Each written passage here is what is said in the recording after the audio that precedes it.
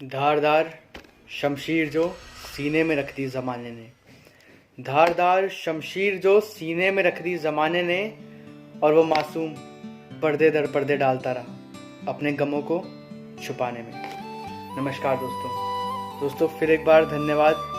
आप सबने मेरी सारी वीडियोस को पसंद करा, और स्पेशली मैं पिछले वाली के लिए बोलना चाहूँगा कि सुनकर मेरे को बहुत ही अच्छा लगा था कि आप लोग कह रहे थे कि आप लोगों के दिल तक वो छुई थी। वाकई में बहुत अच्छा लगता है जब किसी भी शायर को ऐसा सुनने में मिले। और मैं इसमें भी इतना ही बोल दूं कि मेरी जो भी वीडियोस होती हैं वो थीम बेस्ड पोएम्स में बेस्ड होती हैं, वो किसी भी तरह से किसी की लाइफ से कहीं भी कनेक्शन नहीं रखती। और इस वीडियो में भी मैं अपनी पूरी कोशिश यही रखूँगा कि एक भावनाओं की जो दवात होती है वो आपके सामने रखी जाए, उस दवात से स्याही निकाल कर आपके सामने रखा जाए।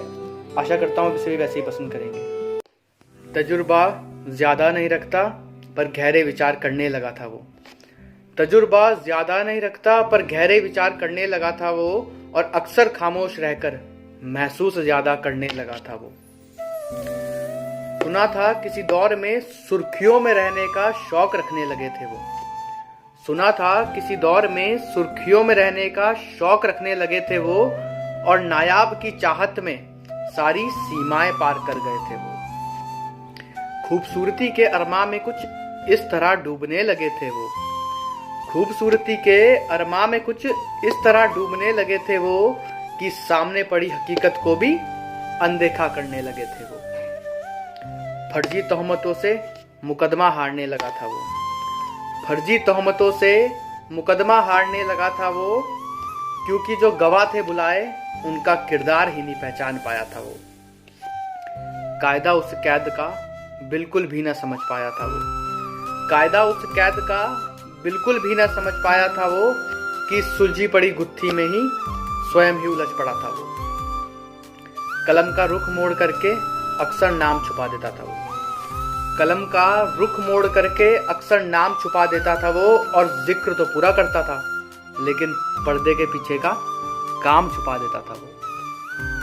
तलाश मिलने की भीड़ में जिसकी करने लगा था वो, तलाश मिलने की भीड़ में जिसकी करने लगा था वो, आज उसी से बिछड़ के सादगी चाहने लगा था वो। जिस दिन संदूक से निकाली तस्वीर को साफ करने लगा था वो, जिस दिन संदूक से निकाली तस्वीर को साफ करने लगा था वो, जहन जैसे ही उस किरदार का आया उसको भी आग लगा गया था वो। बात इतनी न समझ पाया कि आखिर क्या खता कर गया था वो, बात इतनी न समझ पाया कि आखिर क्या खता कर गया था वो, कि इतनों की महफिल में एक इंच भर की जगह ना कर पाया था वो।